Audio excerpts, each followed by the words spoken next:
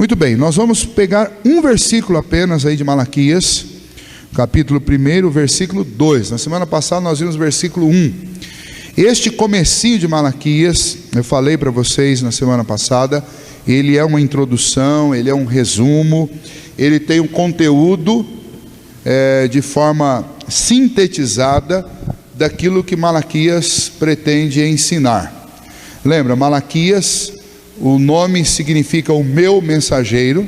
Nós não sabemos se o profeta se chamava Malaquias mesmo, ou se ele usou este nome uma vez que é esta a função que ele está cumprindo aqui, de ser o mensageiro fiel do Senhor. Certo é que esta profecia, ela tem como a autoridade Deus. É Deus quem enviou. Isso aqui não é fruto da imaginação, não é fruto das críticas ou da alta crítica do clero ou dos poderosos dentro da religião judaica. Não é nada disso.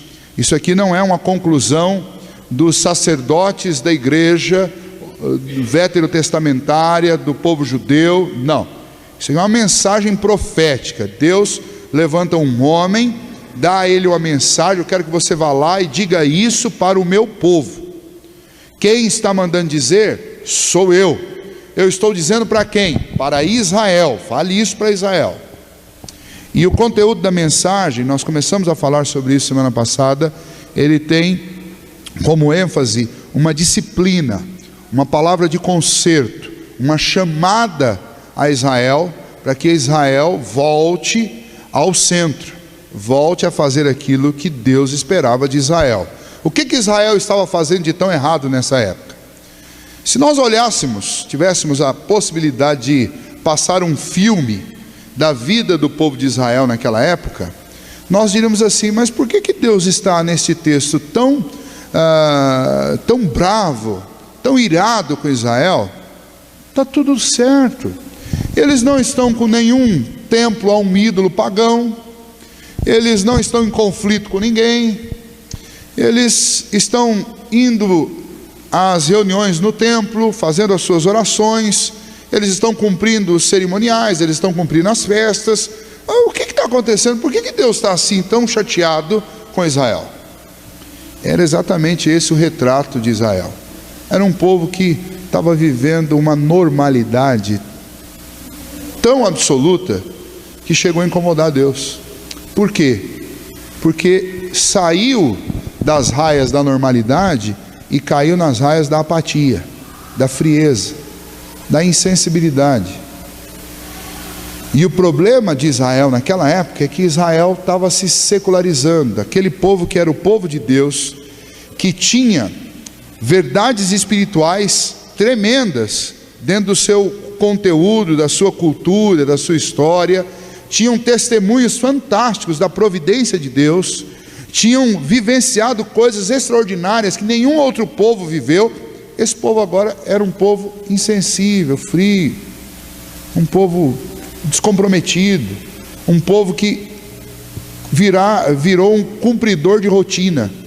Iam lá no templo, cumpriam a rotina deles, mas não havia envolvimento de coração, de alma. Era uma coisa fria, estéril, sem sentido, apenas uma prática cerimonial, sem envolvimento de coração. Além disso, dentro desse contexto, falei bastante sobre isso semana passada, essa igreja se secularizou. Ou seja, eles não deixaram de cumprir as suas responsabilidades na igreja, mas fora da igreja a vida deles mudou.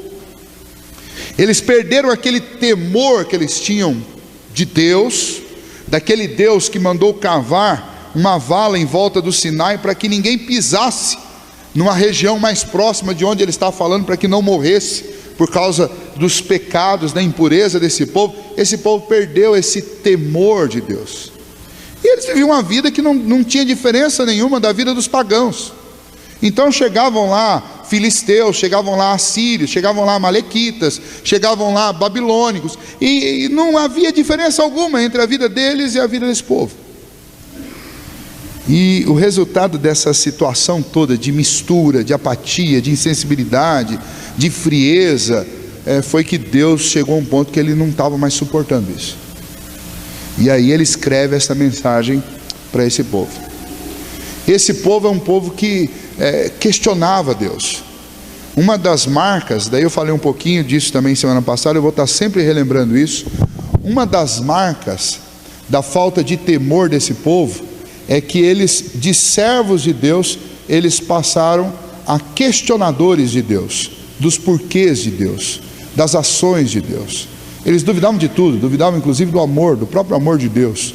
Por quê? Porque eles começaram a considerar a importância das outras nações em detrimento do tratamento que Deus dava a elas, e começaram a questionar, dizer assim: olha, como que o Senhor pode ser um Deus bom, se o Senhor trata, nós vimos aqui, vocês leram no capítulo, se o Senhor trata Edom do jeito que o Senhor trata.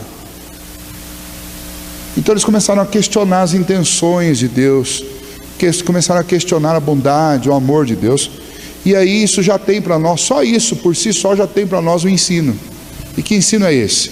No lugar que entra a apatia, a frieza espiritual, no lugar que entra o secularismo, vai-se embora o temor a Deus. E aí nós começamos a querer tratar Deus como nosso igual. Nós queremos colocar Deus contra a parede do jeito que nós colocamos pessoas que de repente não fazem aquilo que a gente concorda, ou que tem um discurso que seja no mínimo duvidoso. E é essa realidade aqui em que Deus vai falar com esse povo.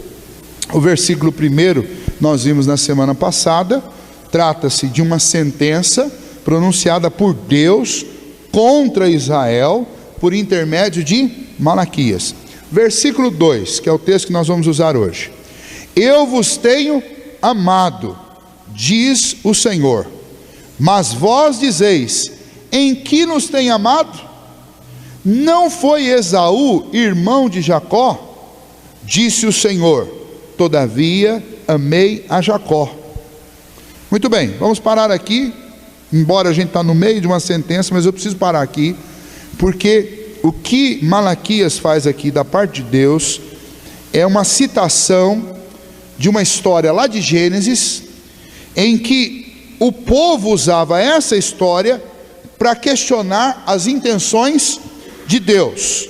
Deus diz: eu vos tenho amado.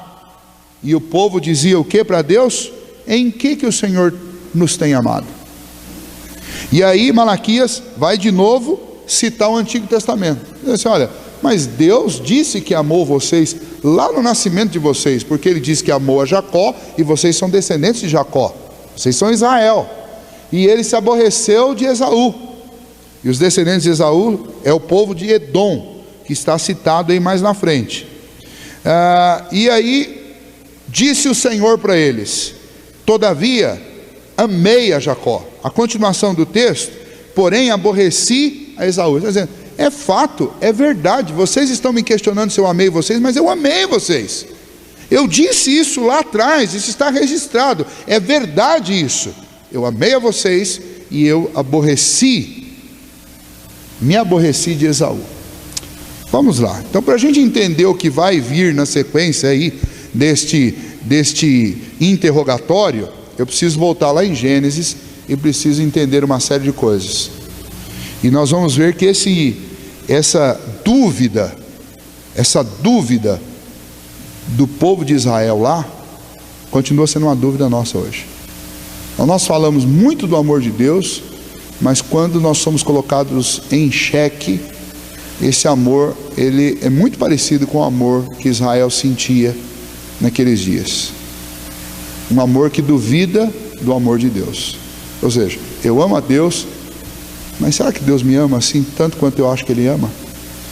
Tem um pastor, um ex-padre, tem um vídeo dele na internet, e eu gosto muito dele, primeiro porque o rosto dele é muito parecido com o rosto do meu avô já falecido. Então toda vez que eu assisto o vídeo, eu lembro do meu avô. Mas ele faz a seguinte colocação, ele diz: olha, quando você morrer, você chegar diante de Deus, só tem uma pergunta que de fato será feita pelo Senhor a você. Deus não vai perguntar quantas vezes você foi na igreja, Deus não vai perguntar qual a sua religião, Deus não vai perguntar se você é de uma família que tem tradição reformada, protestante. Deus não vai perguntar isso. Deus só vai perguntar uma coisa para você: você acreditou no meu amor por você? Porque é isso que muda tudo. Você creu que eu te amei mais do que qualquer coisa, que o meu filho que foi enviado lá para ser crucificado, ele foi enviado por causa do meu amor por você. Você acreditou nisso? Porque se você acreditou nisso, você pode entrar aqui, porque o céu é para você.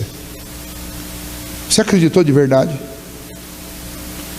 É isso que faz a diferença.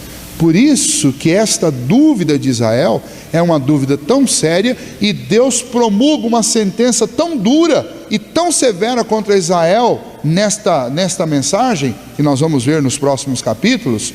Por quê? Porque este é um assunto que não pode ter dúvida. Este é um assunto onde eu não posso ter nenhum tipo de dúvida, porque se eu tiver dúvida nesse assunto, eu estou perdido. Deus está começando uma audiência onde ele vai promulgar uma sentença contra Israel, e ele evoca essa história para falar a respeito da dúvida que aquele povo tinha do amor dele para com aquele povo. Aquele povo era descendente de Jacó. Então Deus está dizendo: olha, o meu amor por vocês foi promulgado lá atrás, assim como o meu aborrecimento por Edom. Vocês leram o capítulo 1, vocês perceberam que na sequência aqui até o versículo 5, Deus vai dizer assim: olha, Edom, eu fui contra Edom desde o começo. Edom se levantou, eu derrubei. Agora Edom está se levantando de novo, eu vou derrubar de novo, porque eu me aborreci de Edom desde o princípio, assim como eu amei a Jacó desde o princípio. Não há incoerência em Deus. Mas essa história vai nos ajudar a criar esse pano de fundo, onde Deus vai mostrando a manifestação do amor dele. Por méritos próprios, se nós formos considerar, tanto Esaú como Jacó não mereciam nada de Deus. Esaú vendeu o direito à primogenitura, e pior, depois ainda esqueceu que fez isso e ia passar a perna em Jacó. Jacó, por sua vez, foi comprar o que não podia ser vendido. Então ele também estava cometendo o mesmo erro que o irmão. Depois ele se une com a sua mãe para enganar o seu próprio pai. Então, se nós fôssemos analisar por questão de mérito próprio, nenhum dos dois deveriam receber a bênção de Deus. Mas Deus, na sua soberania e por causa da sua santa vontade e por causa da sua misericórdia, ele decidiu e ele escolheu amar a Jacó, não por qualquer motivo humano, mas por uma decisão completamente independente de Deus. Deus sempre age de acordo com a sua vontade. Foi Ele quem criou todas as coisas, é Ele quem governa todas as coisas, controla todas as coisas, pois tudo foi criado para a sua própria glória. Existe um elo perdido aí. Que elo perdido é esse? Nós humanos, nós não conseguimos compreender como é que Deus faz isso, sem violar a nossa vontade. Nós não entendemos como que nós fazemos a vontade de Deus sem violá-la, porque a gente está o tempo inteiro fazendo aquilo que a gente sente vontade.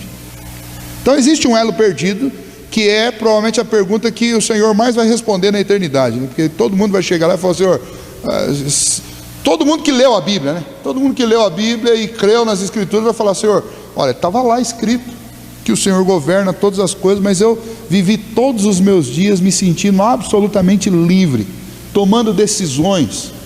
Como é que o Senhor fez isso? Aí nós vamos descobrir lá. Aqui não dá para saber, mas é o que está nas Escrituras, e a palavra de Deus é um livro onde você crê no que está aí. Mas vamos trabalhar algumas questões. Vamos lá. Por que Deus expulsou? Vamos lembrar de algumas coisas. Por que Deus expulsou o homem do jardim do Éden, do paraíso? Vocês lembram por quê? Desobediência. Exato. Gênesis 3. Essa desobediência foi com qual intenção? Satanás foi lá e iludiu Eva e diz: olha, se você comer desse fruto, você vai ser o quê? Igual a Deus. É uma desobediência intencionando o quê? Se igualar com Deus. Muito bem. A Bíblia também nos ensina uma outra história, a história a respeito da expulsão de Satanás do céu. Quem ele era lá? Ele era Lúcifer, um anjo de luz. O que aconteceu com ele?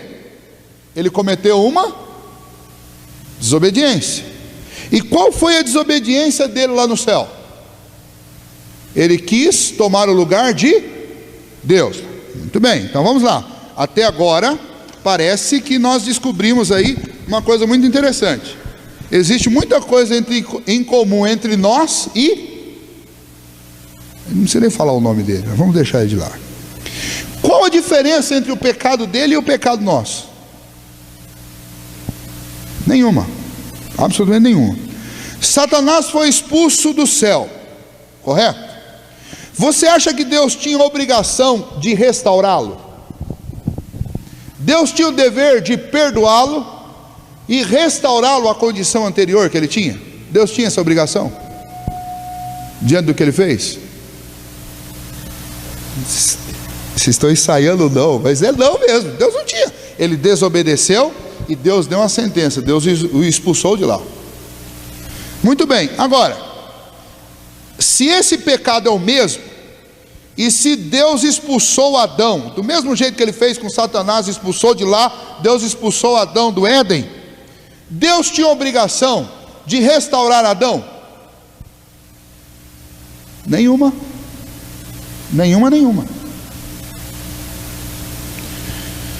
Você acha que Deus tinha a obrigação de restaurar qualquer um deles? Se você respondeu não, significa que você entendeu a questão de injustiça que todos os homens cometeram contra Deus. Todos nós cometemos. E todos os anjos que caíram, cometeram. Quando nós pensamos em anjos e demônios, em demônios e Satanás, primeira coisa que nos vem na mente: um dia eles todos vão ser lançados no lago de fogo e enxofre, e vão ser lançados com justiça. Por quê? Porque eles desobedeceram a Deus e se rebelaram contra Deus. Muito bem, e quando eu penso no homem? Ah não, o homem tem que ir para o céu. Afinal de contas não estou fazendo nada de errado. Você sabe o que os demônios e o que Satanás está fazendo nesse momento? A Bíblia nos diz que ele veio matar, roubar e destruir. Mas talvez você nunca foi possuído, para dizer assim, Satanás e os demônios têm que ir para o inferno porque eles me possuíram e me causaram vários danos. É óbvio que nós não vamos fazer aqui uma apologia e nem defender Satanás nem os demônios. Não é isso. Mas eu quero que vocês percebam o seguinte, que nós temos o péssimo hábito de usar 2 pesos e 2 medidas o tempo inteiro. E aí quando o ser humano, ou quando alguém lê nas escrituras que Deus manda pessoas para o inferno, fica todo mundo,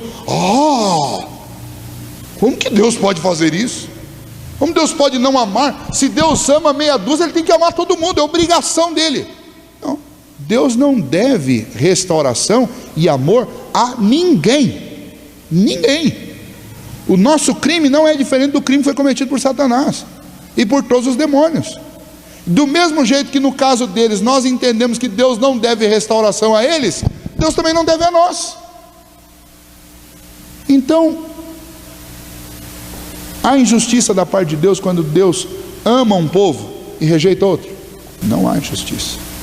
O ponto nosso é o seguinte: aonde há injustiça, existe a necessidade da aplicação da lei, de se fazer justiça. O que aconteceu? Para que eu fosse salvo, para que Deus olhasse para mim e não aplicasse justiça em mim, Ele teve que aplicar em outra pessoa. Mas este aplicar em outra pessoa é a maior prova que eu tenho do grande amor de Deus por mim, que Ele foi capaz de aplicar a minha dívida, a minha penalidade sobre o Filho dele, por causa do amor dele por mim. Então, eu nunca vou poder dizer que por causa de uma pessoa ir para o inferno, Deus é injusto, porque Ele não é injusto.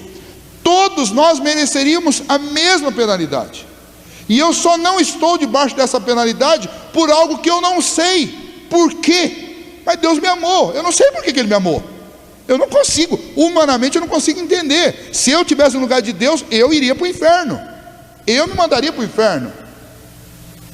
Mas Deus decidiu me amar. É algo que talvez um dia na eternidade Deus vai dizer por que Ele me amou.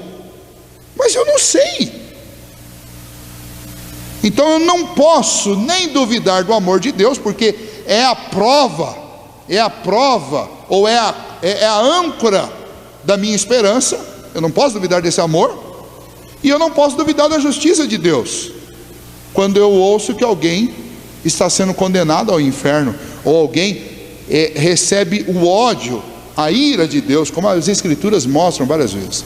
Então hoje em dia existem muitas críticas ao Antigo Testamento, dizendo assim: olha, como vocês podem achar esse Deus amoroso, se esse Deus mata, se esse Deus manda matar, se esse Deus abre cratera na terra e ceifa a vida de um monte de gente? Como vocês podem dizer que esse Deus é amor? Não, esse Deus é amor, mas a mesma Bíblia diz que Ele também é justiça, e Ele não terá por inocente o réu. Não vai ter. Não existe inocência, existe justificação em Cristo Jesus.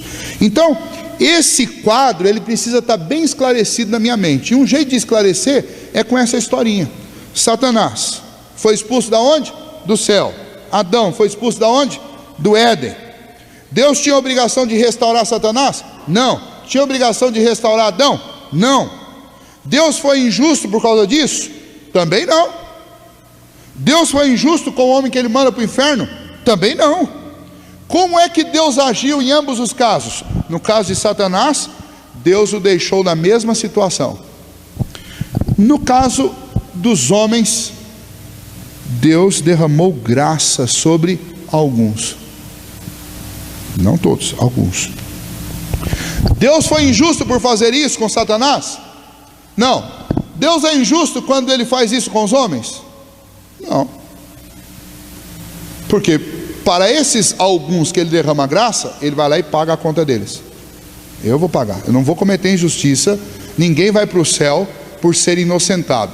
Se alguém for para o céu, vai porque teve a dívida paga. Então não há injustiça da parte de Deus.